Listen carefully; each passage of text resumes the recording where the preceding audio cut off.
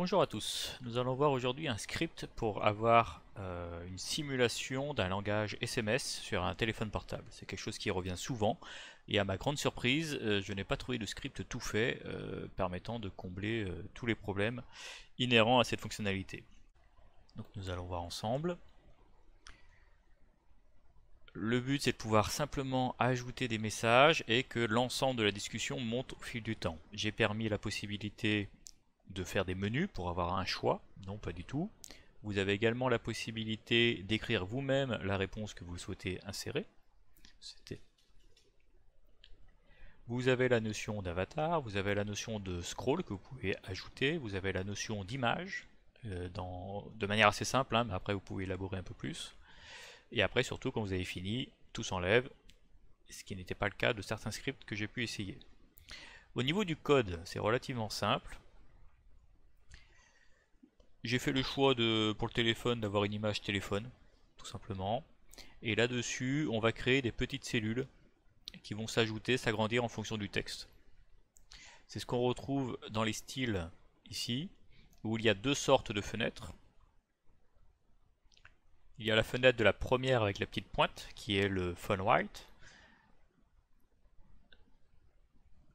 On a la petite flèche à gauche, le font left, et après les cadres sans petite flèche qui sont ici et ici. Donc là vous pouvez faire le padding, ce que vous souhaitez. Au niveau du code, c'est relativement simple. Ce qui compte, ça c'est la fonction pour pouvoir gérer les images. Ça c'était le truc où j'ai le plus galéré qui permettait d'ajuster la hauteur de la discussion au fil des ajouts de messages. La petite classe toute simple sur le téléphone avec des messages qui s'ajoutent, voire même la suppression si vous avez plusieurs stories. Ça c'est pas très important. L'image du téléphone, vous avez juste à créer l'objet, afficher le téléphone et après vous ajoutez un message. Donc cette simplicité était importante pour moi car elle va vous permettre d'utiliser toutes les fonctionnalités de RunPy comme le menu et de pouvoir faire un vrai jeu sur le téléphone. On cache et c'est fini. Donc voyons voir la fonction PhoneDisplay. À savoir qu'à chaque fois que vous appuyez sur Add Message, ça va rafraîchir la fonction PhoneDisplay qui est une superposition de différentes frames. Donc si vous avez un écran plus grand que 1200, c'est sur ces variables là que vous allez devoir jouer. Et ce qui permet le défilement automatique, c'est cette petite ligne que j'ai mis 4 heures à trouver. Tout ça, ça ne fonctionne pas parce qu'a priori, il ne connaît pas la taille de la fenêtre à ce moment-là. Après, c'est relativement simple. On fait un for sur l'history. Si c'est la personne qui parle, c'est un utilisateur que j'ai appelé MC.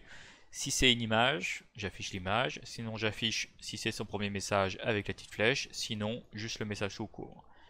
Si c'est le destinataire qui parle, on va donc tout centrer à gauche. On va afficher un autre petit avatar qui est ici.